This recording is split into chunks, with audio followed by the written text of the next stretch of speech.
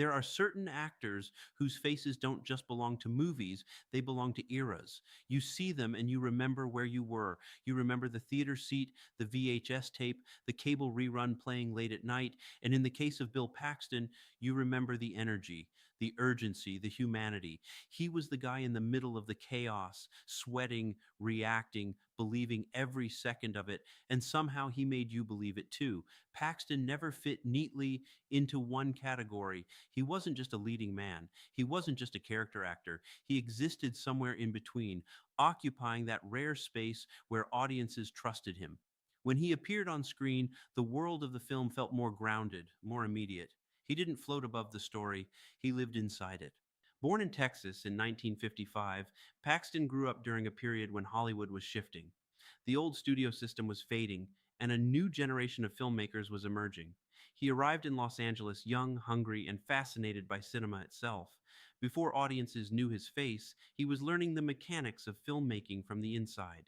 He absorbed the rhythm of sets, the language of directors, the architecture of storytelling. His early roles were brief but telling. He appeared in films that would later become cultural landmarks, including a small but memorable moment in The Terminator. It wasn't a starring role, but it placed him in the orbit of filmmakers who were redefining blockbuster storytelling. Paxton had a knack for being present at turning points in genre cinema. Then came the performance that cemented his place in pop culture memory. In Aliens, directed by James Cameron, Paxton portrayed Private Hudson, a Marine whose bravado slowly unravels in the face of terror. It was loud, it was funny, it was frantic, but underneath the surface, it was deeply human. Hudson wasn't just comic relief, he was fear personified. He gave voice to what the audience was feeling. In a film filled with iconic imagery and groundbreaking effects, Paxton's performance became one of its most quoted elements. What made that role resonate wasn't volume, it was vulnerability. Paxton understood that panic can be relatable, that fear, when played honestly, creates connection. Hudson's unraveling didn't diminish him, it made him real. As the 1980s transitioned into the 90s, Paxton moved fluidly between genres. He stepped into historical drama with Apollo 13, portraying astronaut Fred Hayes. Here, the intensity was quieter. The performance required restraint. Surrounded by a cast that included Tom Hanks, Paxton held his ground with calm authenticity. The tension in Apollo 13 wasn't explosive, it was procedural, technical, psychological. Paxton's work reflected that shift. He didn't overplay the danger, he internalized it. Then, in 1996, he found himself at the center of one of the decade's defining disaster films. In Twister, Paxton played storm chaser Bill Harding, navigating both literal tornadoes and the emotional turbulence of a fractured relationship. Twister was spectacle driven, filled with groundbreaking visual effects, but at its heart was a human story. Paxton grounded it. He gave the storm something to push against. His performance anchored the chaos. There's a through line in his work, whether battling extraterrestrials, surviving space emergencies, or chasing tornadoes across open plains. Paxton always played men in motion. Men reacting, men adapting. His characters were rarely static. They were responsive to forces larger than themselves. That responsiveness is what made his performances feel immediate. Beyond acting, Paxton's curiosity extended behind the camera. In 2001, he directed and starred in Frailty, a psychological thriller that revealed a different dimension of his storytelling instincts. Frailty was intimate, unsettling, morally complex. It wasn't designed for mass spectacle, it was designed for tension and introspection. The film demonstrated that Paxton understood narrative architecture. He respected pacing, he valued ambiguity. Actors who direct often reveal what they admire in storytelling.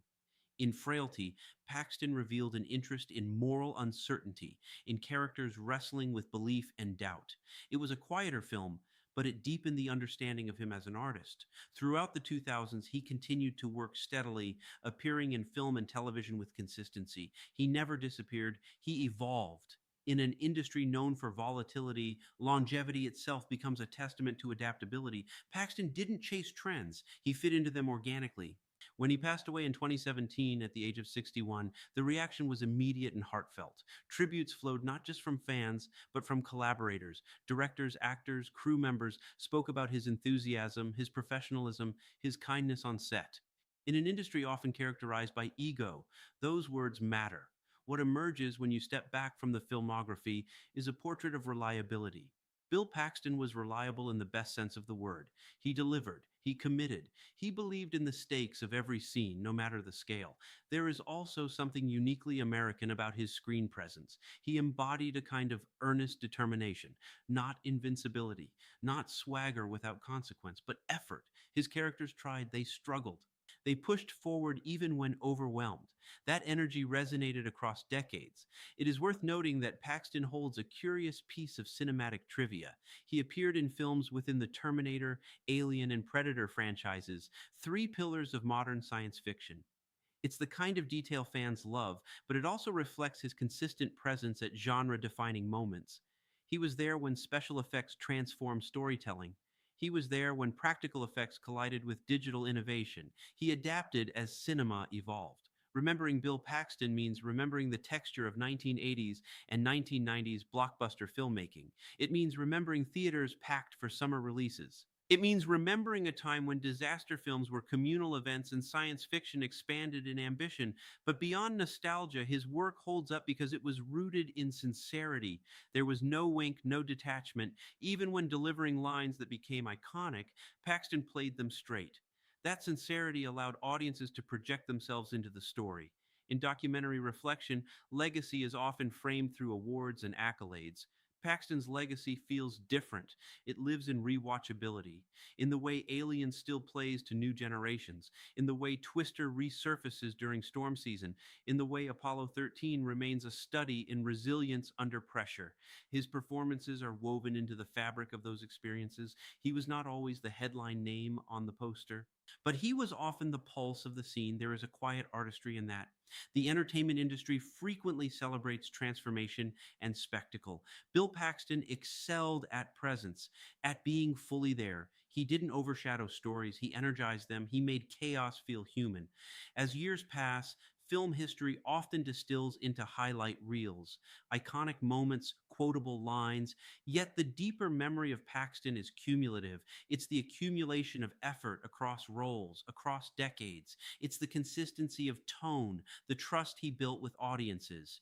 Remembering Bill Paxton is less about mourning and more about recognition, recognition of a career built steadily, recognition of performances that elevated genre storytelling, recognition of an actor who understood that even in the loudest blockbuster, authenticity matters. Some actors are remembered for reinvention, others for mystique. Bill Paxton is remembered for heart, for urgency, for making the extraordinary feel immediate. And in the flicker of a screen, whenever chaos erupts and a character reacts with raw disbelief, there's a trace of him there, a reminder that cinema is at its strongest when it feels human. That is the legacy he leaves behind.